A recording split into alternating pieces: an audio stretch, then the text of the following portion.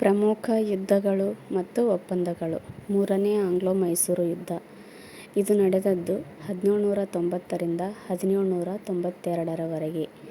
ಈ ಯುದ್ಧದಲ್ಲಿ ಭಾಗವಹಿಸಿದವರು ಟಿಪ್ಪು ಸುಲ್ತಾನ್, ಈತನ ವಿರುದ್ಧ ಲಾರ್ಡ್ ಕಾರ್ನ್ವಾಲಿಸ್ ಮತ್ತು ಮರಾಠರು ಮತ್ತು ಹೈದರಾಬಾದಿನ ನಿಜಾಮರು. ಈ ಯುದ್ಧಕ್ಕೆ ಕಾರಣಗಳು: ಬ್ರಿಟಿಷರನ್ನು ಶಾಶ್ವತವಾಗಿ ಭಾರತದಿಂದ ಹೊರದೂಡಲು ನಿರ್ಧರಿಸಿದ Tipu, Turkey, France, Arabia, Afghanistan ಮತ್ತು ರಷ್ಯಾಗಳಿಗೆ ರಾಯಭಾರಿಗಳನ್ನು ಕಳುಹಿಸಿದನು. ಇದು ಬ್ರಿಟಿಷರ ಕೋಪಕ್ಕೆ ಕಾರಣವಾಯಿತು. ಈ ಯುದ್ಧದಿಂದಾದ ಒಪ್ಪಂದ ಶ್ರೀರಂಗಪಟ್ಟಣ ಒಪ್ಪಂದವಾಯಿತು. ಟಿಪ್ಪು ಈ ಯುದ್ಧದಲ್ಲಿ ಸೋತು ತನ್ನಲ್ಲಿದ್ದ ರಾಜ್ಯದ ಅರ್ಧ ರಾಜ್ಯವನ್ನು ಬ್ರಿಟಿಷರು ಮತ್ತು ಅವರ ಮಿತ್ರರಿಗೆ ಟಿಪ್ಪು ಒಪ್ಪಿಸಿದನು ಮತ್ತು ತನ್ನ 2 ಮಕ್ಕಳನ್ನು ಬ್ರಿಟಿಷರಡಿಯಲ್ಲಿ ಒತ್ತೆಯಾಳಾಗಿ ಇರಿಸಲಾಯಿತು.